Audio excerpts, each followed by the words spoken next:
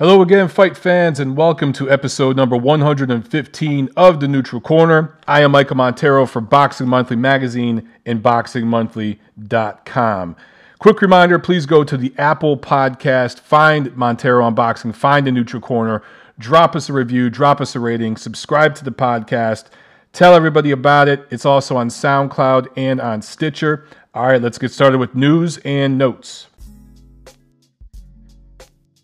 So some quick ratings news. I'm sure most of you guys saw this already, but the fight between Mikey Garcia and Sergey Lipinets did an average audience of 618,000 viewers, a peak of 689K. That was down significantly from Mikey Garcia's fight with Adrian Broner, which did an average of 881,000 and a peak of 937,000. So, for Mikey Garcia, who seems to think he's this huge superstar in boxing and he could just bounce around in different weight classes and do whatever he wants to do, the proof is in the pudding here. I mean, with that Broner fight, it was Adrian Broner bringing the ratings. He goes up and he fights Sergey Lipinets, and technically that was a title fight and everything else. He wins his fourth title in the fourth weight class. I've talked about all that, but the viewership was significantly down. Now, for the record, he was going head-to-head against an ESPN broadcast between Oscar Valdez and Scott Quigg, which to date is the highest-rated top rank on ESPN telecast of 2018. The entire broadcast, including the whole undercard, the entire broadcast start to finish, averaged over 1.1 million viewers. And the peak for the main event was much higher than that. So, comparatively, Oscar Valdez, and I know ESPN's a much bigger platform than Showtime, but all things considered, Valdez hasn't been around nearly as long as Mikey Garcia. I think it's a pretty good rating for Valdez Quigg. And, it's a decent rating for Garcia Lipinets, all things considered as well. I just think that Mikey Garcia, he's a little delusional right now. He's not quite the huge star that he thinks he is. And he's going to have to take risks and realize that opponents matter if he wants to do those big ratings and get those big paydays. For Oscar Valdez, he suffered a broken jaw in that fight with Scott Quigg. I've talked about that. He had successful surgery on the jaw. It was wired shut. And he tweeted, or I think it was on Instagram, he posted a photo from the hospital with his jaw wired shut and face a little busted up, and it looked like his left hand was very bruised as well. So he earned his money the hard way against the much bigger, heavier Scott Quigg in a great fight, though, that I'm sure is going to build him some fans. Let's see how he looks coming back off that injury. He's probably going to be gone for the rest of 2018. Seriously. All right, let's talk about some fights coming together. Jorge Linares, Vasyl Lomachenko. It's official. May 12th on ESPN from Madison Square Garden in New York City. Now, I talked about this before, but when this fight was kind of being rumored and it was going back and forth and then it was dead, and I talked about the great cross-promotion opportunity for Golden Boy Promotions here, who at first weren't crazy about fighting Jorge Linares on May 12th on ESPN because they considered that to be counter-programming for their Canelo Golovkin replay that will be the same night on HBO. But here's the thing. Cooler heads prevailed, and they realized, hey, we got a lot to work with here, and ESPN is going to do an earlier time slot for Linares Lomachenko on ESPN. Then we're going to go over to HBO, where they're going to show the Canelo Golovkin replay, obviously, but also Saddam Ali is going to defend his WBO 154-pound title against Liam Smith. So, and I think that Ali-Smith fight will be on Box Nation in the UK as well. That's in Turning Stone Casino in upstate New York. So in the same night, you're going to get Linares Lomachenko from New York City. Then you're going to get Ali-Smith from upstate New York. And then you're going to get the Canelo Golovkin replay. All on the same night. That's a great night of boxing. And that's how you do it. And part of the deal with Linares Lomachenko is that Golden Boy Promotions is going to promote the Canelo Golovkin replay and the Ali Smith card on the ESPN broadcast and on ESPN the week of the fight. So that's a great cross-promotion opportunity. I'm glad somebody heard me and others talking about this stuff, and they realized the opportunity they had there to take advantage of it. I think it's a great, great fight. About Linares Lomachenko, I tweeted a poll. Over 400 of you voted. Just who you guys like so far. What are your early predictions? 12% of you, only 12% of you like Linares. 9% of you by decision, 3% by KO. The other 88% of you like Lomachenko. 45% unanimous decision, 43% KO. Now, Twitter does not allow you to do a fifth option, or else I would have said no Moschenko. And for those of you who voted, 43% of you voted Lomachenko KO. I imagine most of you guys are in the no Moschenko category, and you think that he's going to make Linares quit. I'm not so sure about that, man. Linares is a good quality talent. He's an experienced fighter. He's been around the world. He's naturally bigger, stronger than Lomachenko. He's got fast hands. He moves well. He's light on his feet. And I just don't think Loma has the world-class power to get him out of there. And I just don't see Linares quitting on the stool. He just doesn't seem to have that mentality. My early feeling is that's going all 12, and Lomachenko is going to win fairly wide on the cards, but that's definitely going to be an entertaining fight. It'll be one-sided, but competitive and one-sided. Those are my early thoughts. Now, some other fights that are being talked about, possibly coming down the pike soon. Sergey Kovalev, Marcus Browne. Now, I think they've agreed to terms. The deal's done. Madison Square Garden Theater, HBO, but I don't think they have a date yet. They're talking about late June. I don't think that's going to happen. I think it's going to be in July.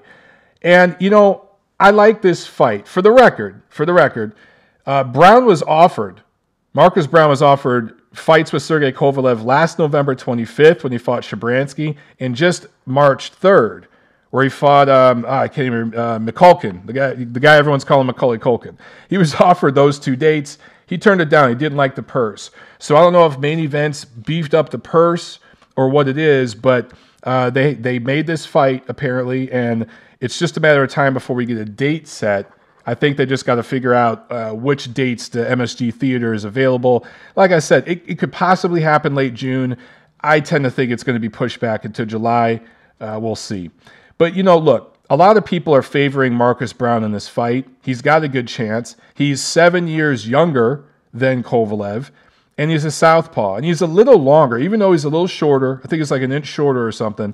I think he has 3 inches of reach on Sergey. He's got long arms, and that southpaw style you saw with Macaulay Culkin, that gave Kovalev something to think about here and there, although Kovalev won every single minute of every single round. But Browne obviously is a step up from that. Here's the thing everyone needs to remember.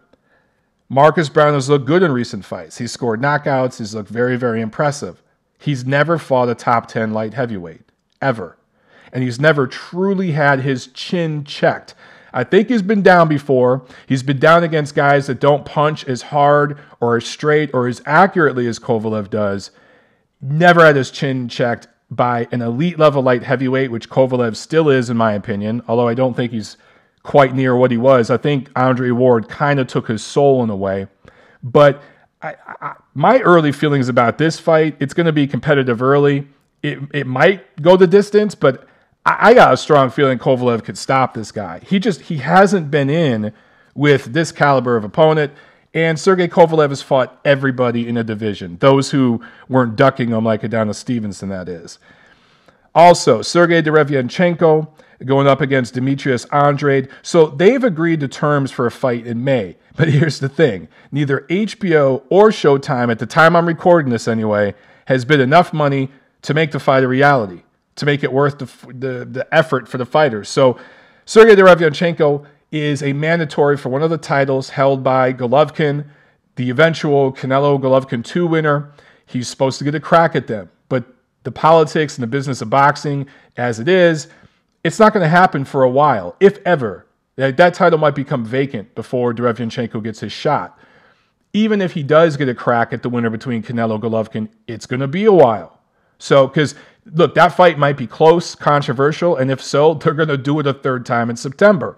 So, I like that Derevyanchenko wants to stay busy. He fought on an undercard recently, I think in like an 8-rounder or something to stay busy.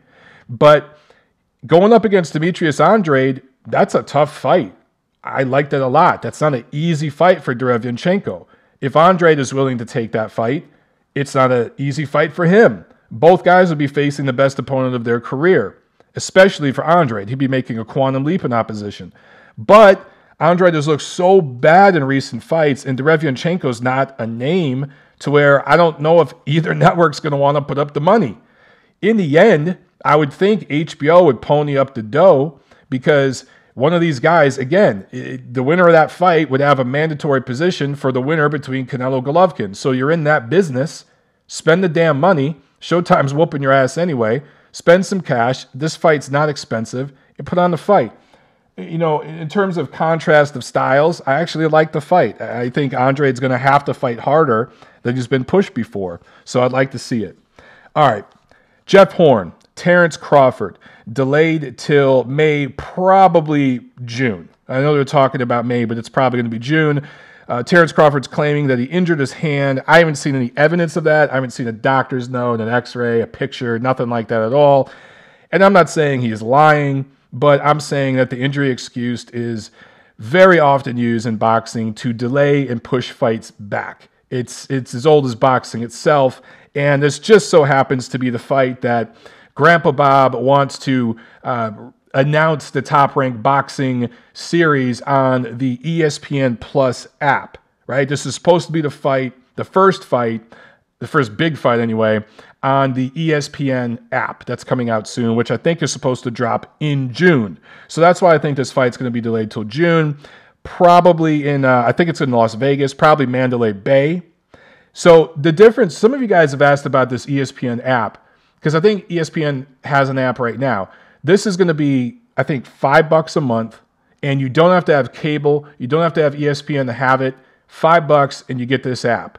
And I believe that Top Rank has plans to do a lot of boxing on the app with some of their prospects and upcoming fighters, fighting more frequently, more often on the app. So from a boxing point of view, I think it'd be worth $5 a month.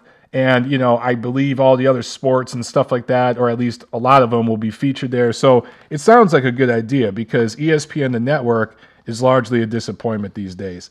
All right, before I get into the review of what happened last week, I wanted to talk real quickly because I heard, you know, I was listening to Ringside Report. Shout out to those guys. I think that they do a great job every week. I have fun listening to them. I don't listen every week, but I listen every now and then. And I've actually called into that show before.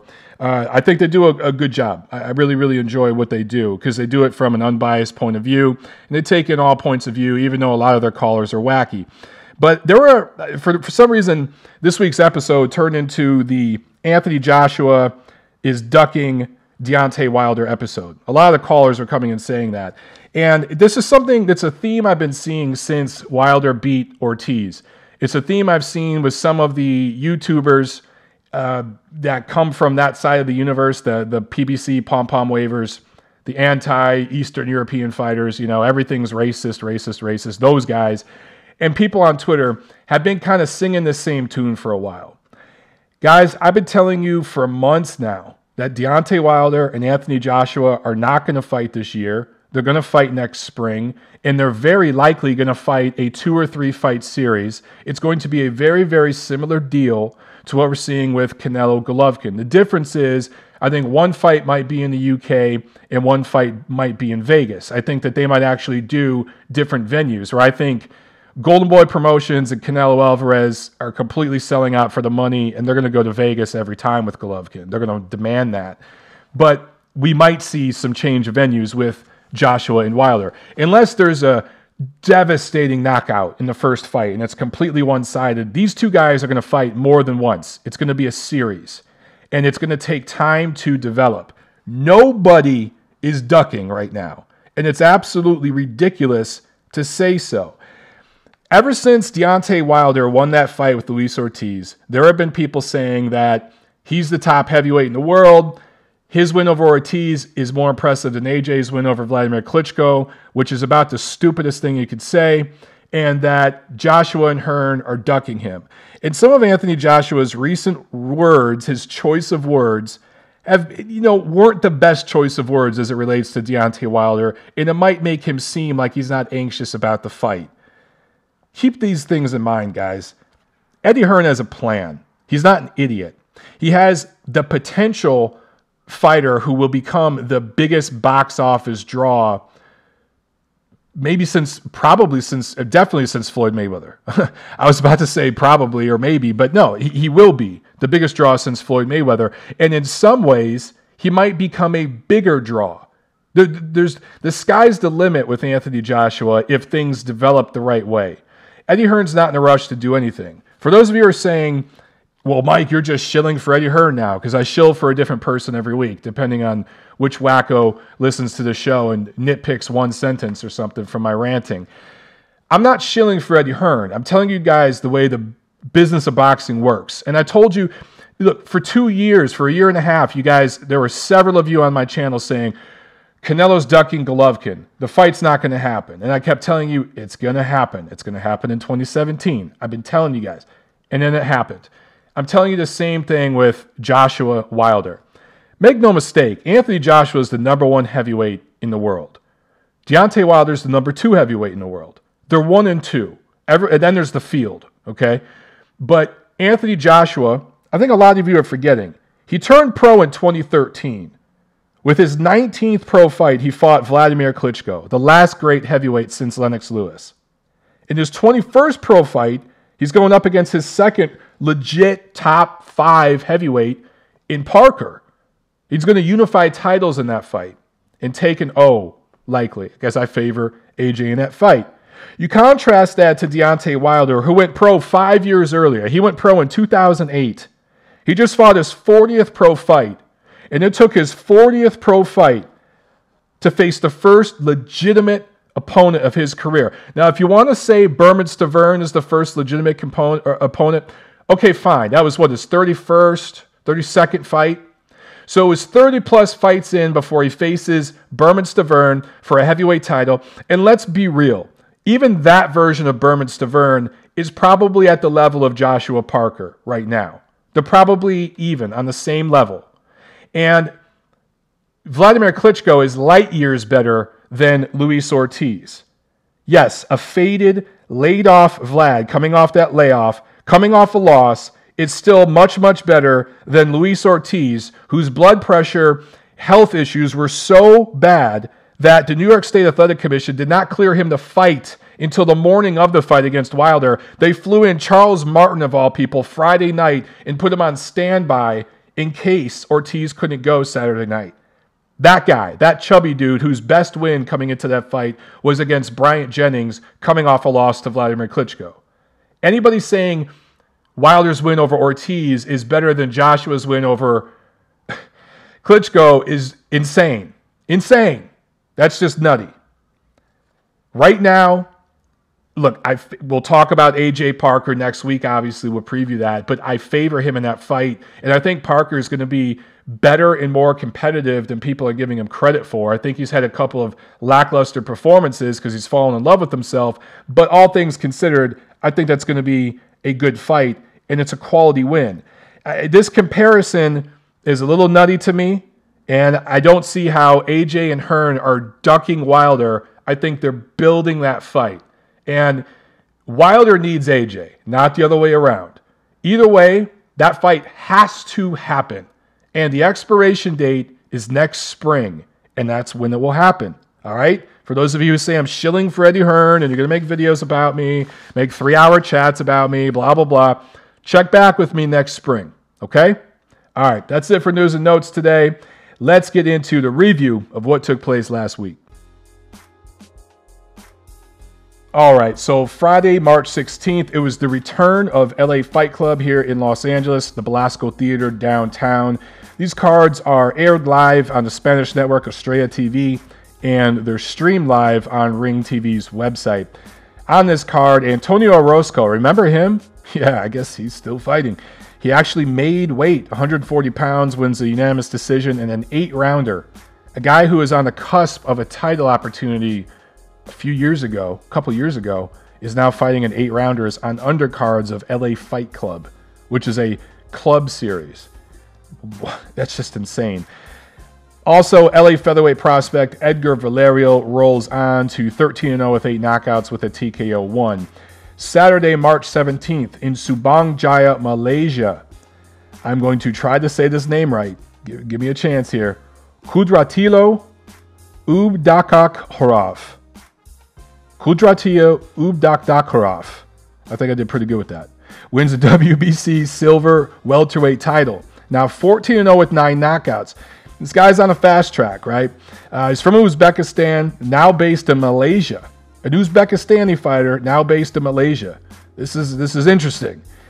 Keith Thurman is the WBC regular champ, so at some point, Abdakakharov should get a chance at Keith Thurman, but I don't expect that to happen anytime soon. We'll see.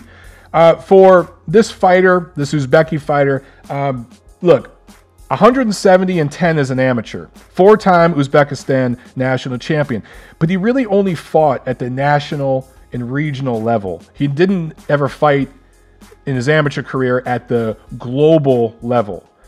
His amateur career is kind of comparative to the heavyweight I was just talking about, Luis Ortiz, who was a standout on the Cuban national team, but never really fought in big global tournaments, in big international tournaments and world championships and things like that. So this guy, we'll see, but his birth name, holy shit, I'll try. The birth name is Quadratio Jabulio Oli Abdulkazarov. I mean, it's crazy. So his business name is a little easier to pronounce, but holy shit, if this guy ever gets on American television, if he has anything of substance, it gets on American TV, it's going to be hilarious to hear the guys on Showtime trying to say his name. Okay, over here in the United States, we had a card at Madison Square Garden in the theater. It was another top rank on ESPN card. This is 2 cards in a row, 2 weeks in a row for them. You had the card in Los Angeles, a week back with Valdez Quig in the rain. That was a memorable, fun card. And then in New York, MSG Theater. So boom, boom, 2 weeks in a row, the 2 biggest markets in the United States, 2 of the biggest boxing markets in the world, back to back, and 2 back-to-back main events that deliver. And 2 memorable events. I talked about the rain at StubHub Center, and in MSG, it was St. Paddy's Day. So you had all the Irish fans come out for Michael Conlan. It was a fun atmosphere, and it bled through the screen. So on the undercard, Puerto Rican super featherweight prospect Christopher Diaz stayed undefeated. He scored a TKO win. And Michael Conlan, who I just talked about, the Irish fighter, actually fought after the main event. And I see why they did that on ESPN. That was very, very smart. They knew they had enough time for it. The whole thing, the ring walk lasted longer than the fight, but just the atmosphere and everything. That's some of the promotional fire that the Europeans do so well that the American promoters don't do so well. And I thought that this was a smart move by Top Rank. Now, was this, a championship level fight or anything like that? No, Michael Conlan is still an unproven prospect, but it was fun. It was an Irish guy fighting in New York for St. Patrick's Day. It made total sense, and it was a smart thing to do. Look, you build up an ethnic fighter, quote unquote, with an ethnic fan base. That's what you do. It's what promoters have always done. And by the way, it's not just in boxing. It's in all sports, all media, all entertainment, movies, television. They're all done this way. That's how you do it. So it makes a lot of sense. And for Conlan, he goes and gets a TKO and stays undefeated as well. He is now working with Adam Booth. He was working with Manny Robles before, but he didn't have any beef, he said, with Robles. He started working with Booth more for the logistical reasons. So he says he wants to fight in Ireland next. I think that is very, very logical and makes sense. We'll see what happens. On the undercard as well, Antonio Lozada Jr. scores a 10th round TKO win over Felix Verdejo. Upset special, right? Is it really that big of an upset? I don't know. I think it's an upset because Verdejo is clearly favored to win, especially when you look at the damn scorecards. They were going to rape Lozada on the scorecards. All Verdejo had to do was finish on his feet, and he couldn't even do that. So for Lozada, great victory for him. That changes his life, his career. He's going to get another big opportunity after this. And, good for him. He let his fists do the scoring. That's like the number one lesson in professional boxing. Sometimes you can't rely on the judges to do the right thing, especially when you're the B side, or in this case, like the C side going up against the name here. You got to let your fist do the judging for you. And that's what Lozada did. Great job by him, man. He was going to get ripped off. His hands scored the fight for him. For Verdejo, he's done. Stick a fork in him. And you guys know I'm big on saying people overrate losses. One loss is nothing. Sometimes one loss makes fighters a lot better. Lennox Lewis would have never been as great as he was. Vladimir Klitschko would have never been as great as he was. Evander Holyfield, these great all-time heavyweights would have never been as great as they were without the losses they took. Period. End of story. But in this case, this one loss, I really do think symbolizes the beginning of the end for Felix Verdejo. Top Rank signed 3 2012 Olympians. And Bob Arum talked about this in the post-fight presser. There's videos on YouTube and stuff. They signed Jose Carlos Ramirez, who now has a title, Oscar Valdez, who now has a title, and Felix Verdejo. And most of the experts, quote unquote, including the guy you're listening to right now, yeah, I'm calling myself an expert, screw the haters. I thought Felix Verdejo was going to be the best. I thought he was going to be not necessarily the next big star in boxing, but he was going to take that Puerto Rican mantle. And I didn't necessarily see a Felix Trinidad there. I didn't even really see Miguel Cotto, but I thought he could maybe get close to that kind of career of Miguel Cotto. Win titles in a couple different weight classes, legitimate titles, and become kind of a stable in that New York area market. I really thought he had that potential. It's gone now. There's no potential. He's done. And I don't know what the guy's issues are. It just seems that boxing isn't his thing. And he's faded out. And I don't see how you could take the guy seriously at this point. In the co-main, Ukrainian fighter, Oleksandr Gvozdyk. I don't know if it's Gvozdyk or just Gvozdyk, but he improves to 15-0 with 12 knockouts with the unanimous decision over the Frenchman Mehdi Amar, who was pretty much in there to survive. Got his face busted up a little bit, but so did Gvozdyk. I think it was his right eye swelled up. And look, sometimes in a fight, you get hit with an awkward shot, you get thumbed, headbutt, or you just get hit at the right angle, the right trajectory. There's a hairline fracture, there's a hematoma, something like that causes a swelling. And it makes it look like the fight was rougher than it really was. The reality here, guys, is that Gvozdyk won this fight going away. It wasn't remotely close or competitive, and he was doing whatever the hell he wanted to do in there against a very limited opponent who was in there just to survive. A lot of fans now are saying that Gvozdyk was exposed in this fight. But look, he got rounds. He went 12 rounds. Prior to this fight against Amar, he had gone past 6 rounds only once, and that was against Isaac Chilemba. He went 8 rounds in that fight before Chilemba retired with an injury. And Chilemba was getting tuned up pretty well in that fight, so he was looking for a way out based on what I saw, and I was ringside for that one. But just think about that. I think he had gone like 6 rounds a few times, and he had gone 8 rounds once. This is his first time going 12 rounds. Good experience for this guy. However, he can learn from this experience. Yes. But how much can he learn from it? He's 30 years old. He had a long amateur career, not as long as Guillermo Rigondeaux and Vasyl Lomachenko and everything like that. Obviously, not even a guy like Gennady Golovkin.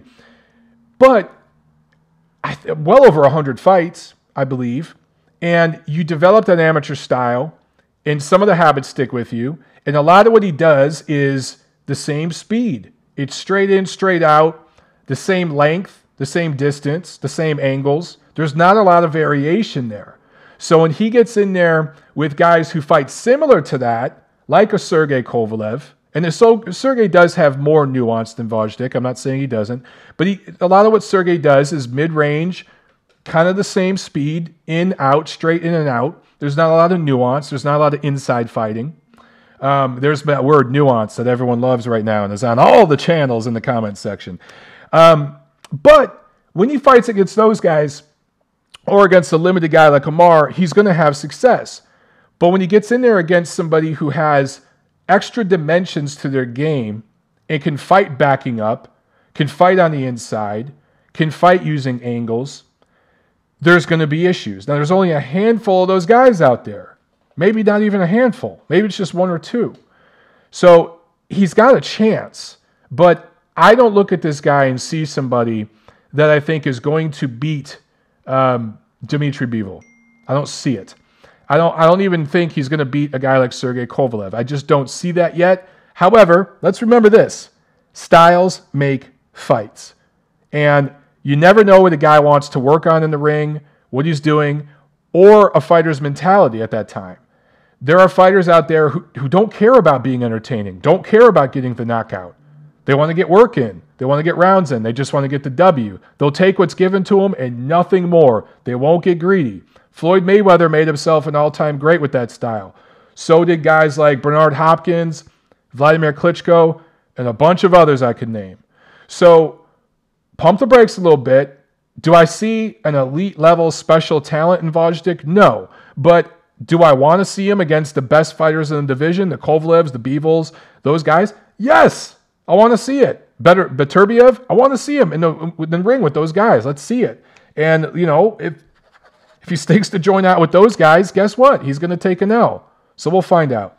Okay, in the main event, Jose Carlos Ramirez scores a unanimous decision over Amir Imam, wins a vacant WBC 140-pound title. And I should mention, I should back up to that co-main real quick, guys.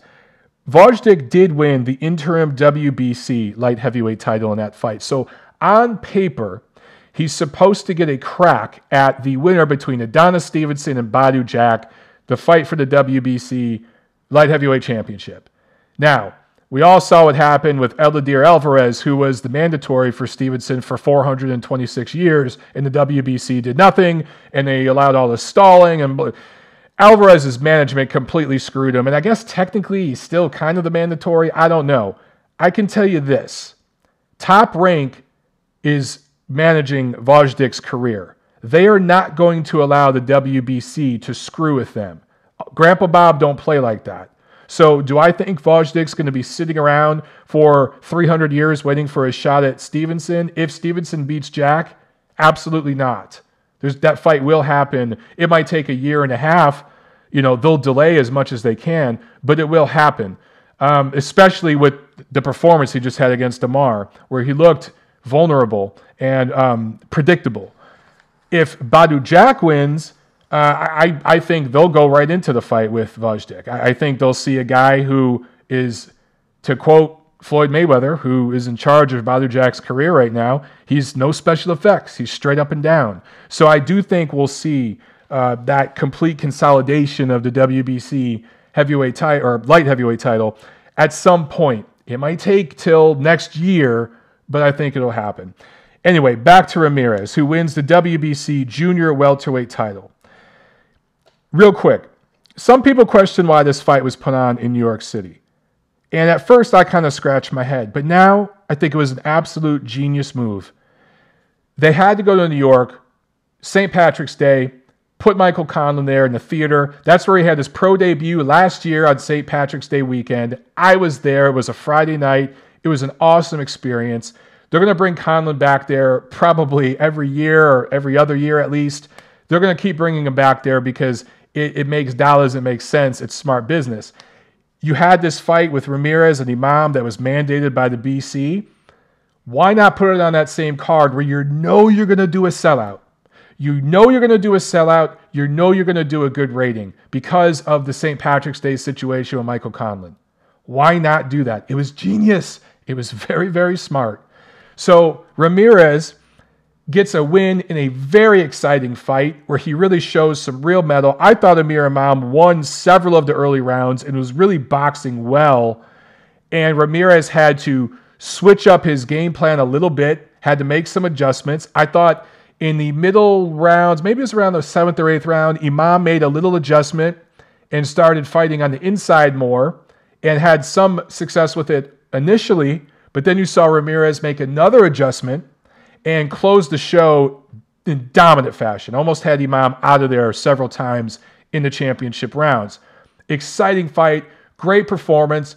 They do a vignette on him earlier in the card and talk about his mother who made the trip to New York. She just became a permanent resident. She's watching her son. They even interviewed her. Bernardo Asuda interviewed her during the fight, I think between rounds.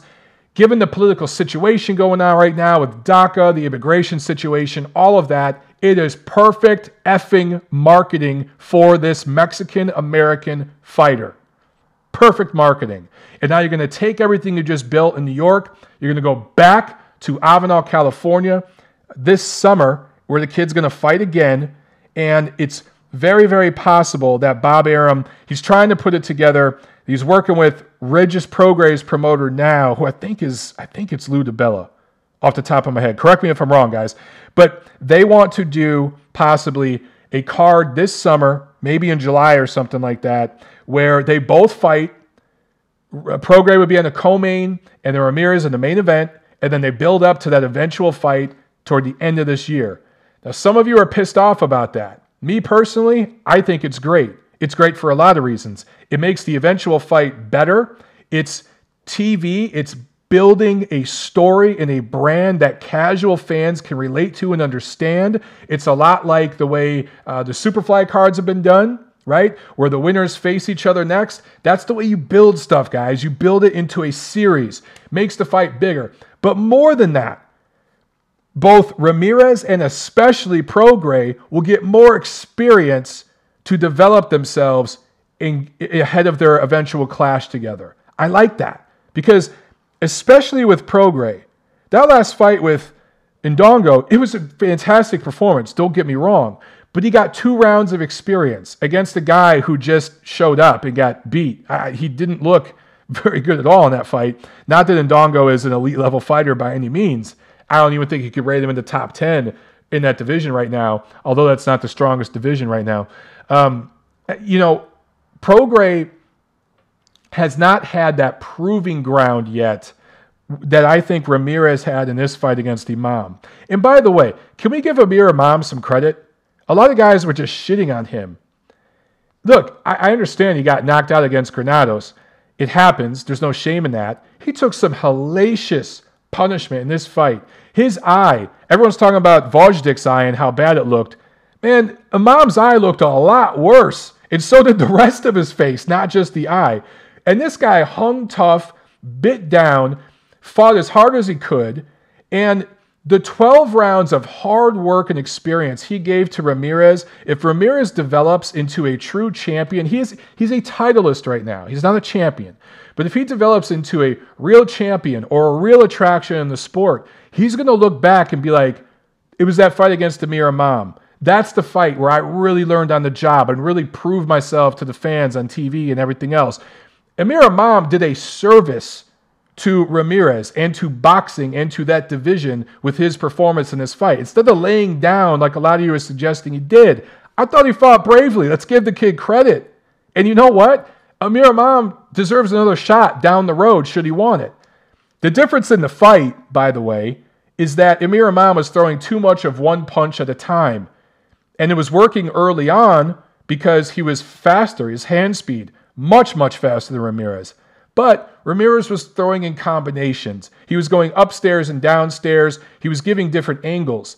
And when you're just throwing one punch at a time and when you're only throwing a jab, it can be timed, especially if the opponent is willing to eat some of those jabs on their way in and take a little punishment to get inside, to get through the door to do their work. And that's what Ramirez was willing to do. So, okay, I talked about Regis Prograis. He has the interim title. He's supposed to face Jose Carlos Ramirez. I think it's going to happen. I think it's going to happen late this year, in the fall, toward the end of the year. I like the interim card with 2 of them fighting together. They could talk trash. They can build it up. They can do a stare down. They can announce the date and the venue and the time of their eventual fight right after that event. I think it makes a lot of freaking sense. I know some of you are going to give me grief over that, but I really think it makes a lot of sense. One more quick note about this this whole card here. Judge Jon Stewart scored the main event 120 to 108 for Jose Carlos Ramirez. Absolutely disgusting, horrible scorecard. I don't care what style you prefer, whatever. You cannot make an argument that Jose Carlos Ramirez won that first round, in my opinion. I thought Amir Imam won at least 2 of the first 3 or 4 rounds. And pretty clearly, I'm not saying he dominated. He never dominated. But just based off his boxing and movement, I thought the kid won a couple of rounds. So he got the right guy. And let's be honest. I mean, Ramirez won probably 9 rounds at least in this fight. So he decisively, rather dominantly in the second half of the fight, won. However, 120 to 108, come on. Jon Stewart, you could do better than that. Okay, Sunday, March 18th, in Hyogo, Japan, Ryuya Yamanaka wins via 8th round retirement for the first defense of his WBO minimum weight title. And Carlos Canizales wins a unanimous decision over Raiya Konoshi, wins the vacant WBA junior flyweight title in a minor upset. That's all that happened last week, guys. Let's preview what's coming up this week. Thursday, March 22nd, from the Fantasy Springs Casino in Indio, California, it's Golden Boy Promotions on ESPN.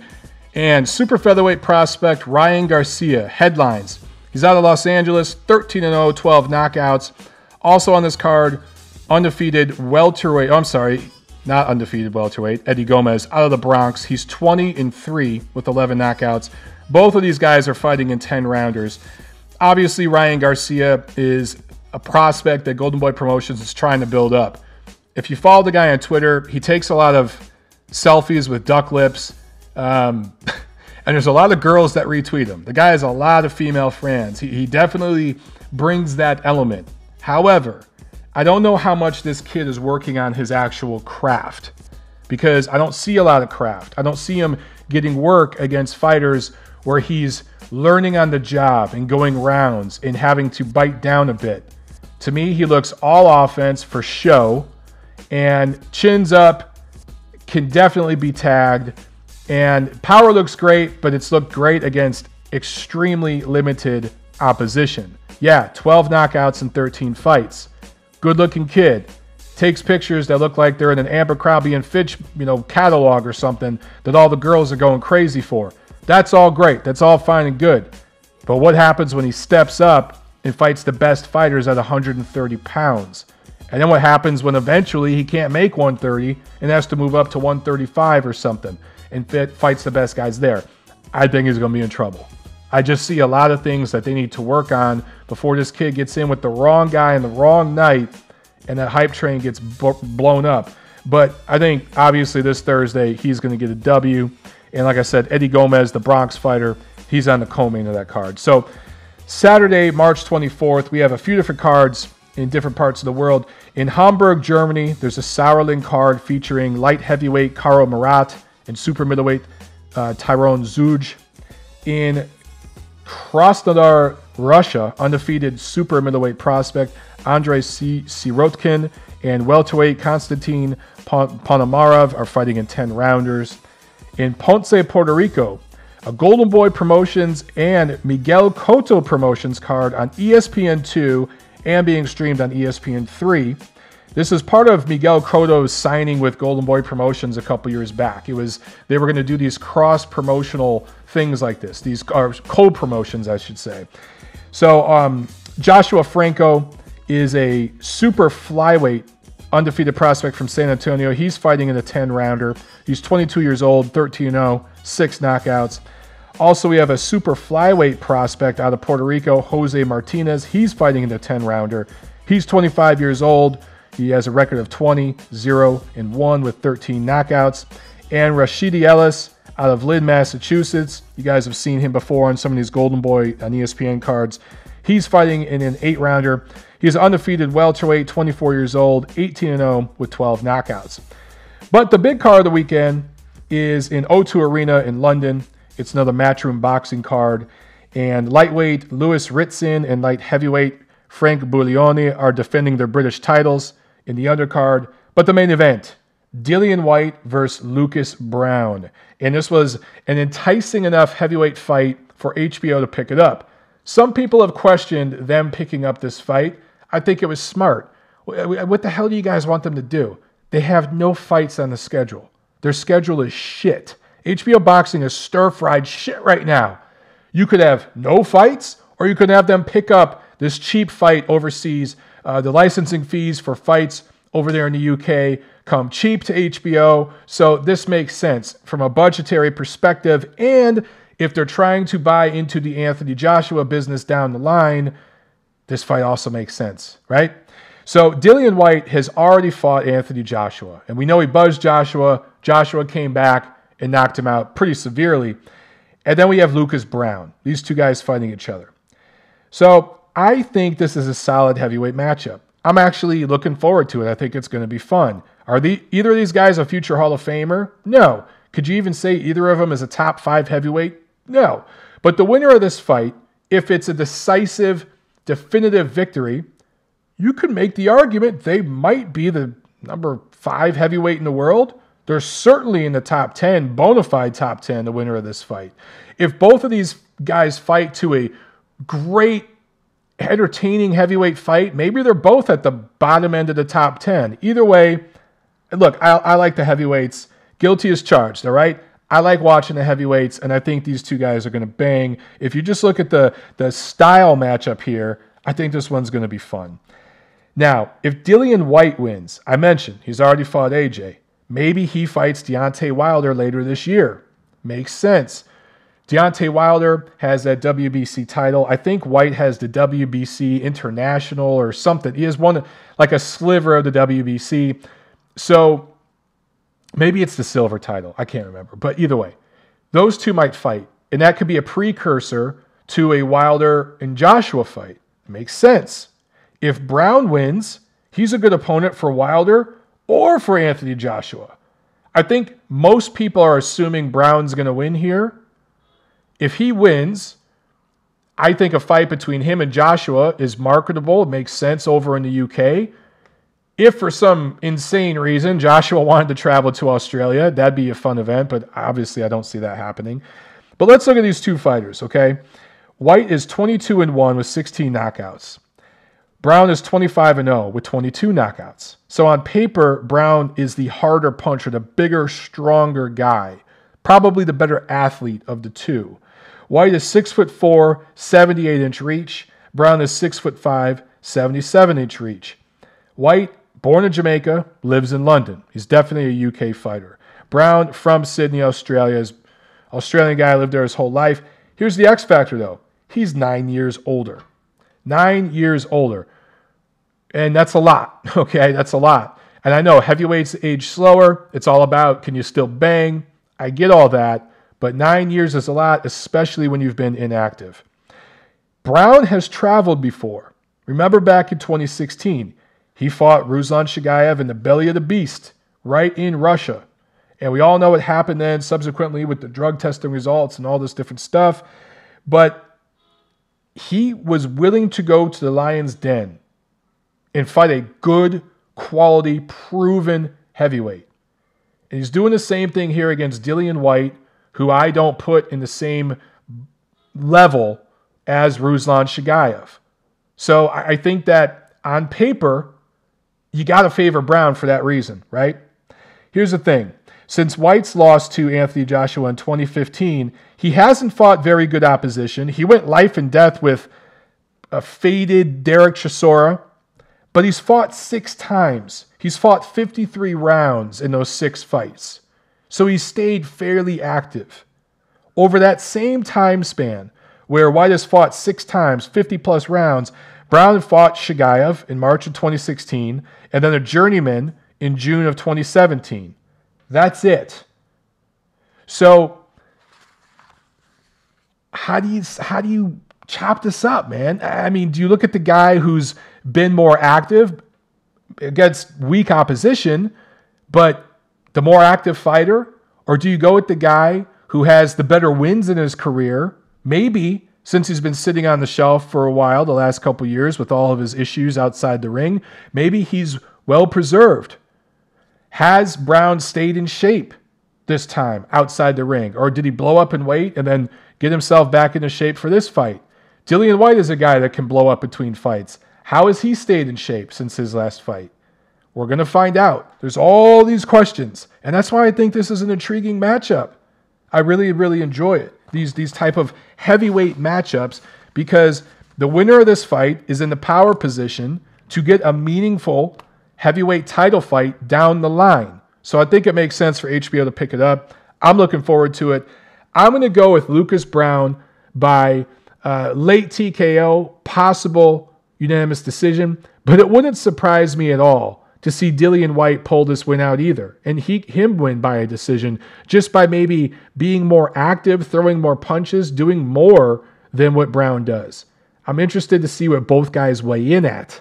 The weigh-in is going to tell us a lot. It's going to tell us everything we need to know about how the fight's going to go. So, I'll tweet it out. When we see what these guys weigh in at, I'll tweet out my official prediction then. But I'm leaning towards Browne right now. Anyway, let me know what you guys know. Like, comment, share, subscribe. You know the deal. I'll see you at the fights.